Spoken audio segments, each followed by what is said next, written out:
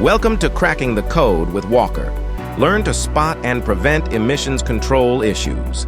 In this video, we're tackling catalytic converter failure due to continuous engine operation at rich air to fuel mixtures.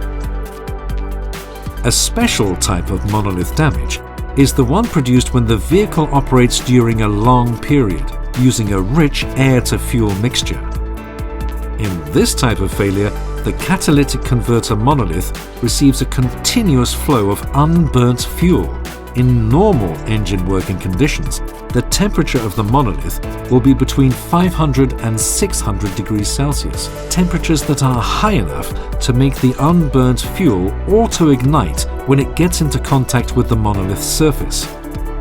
After auto-ignition, fuel burns at 1840 degrees Celsius, while the melting point of the cordierite or stainless steel from which the catalytic converter's monoliths are made are 1400 degrees Celsius and 1600 degrees Celsius.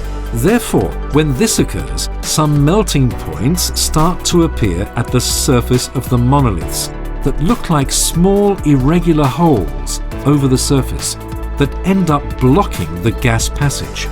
This situation, as in the problem mentioned before, leads to serious power output problems, increase of fuel consumption, melting of the catalytic converter monolith, and reduction of lifespan of other systems' emission control systems, such as DPFs and SCR catalysts.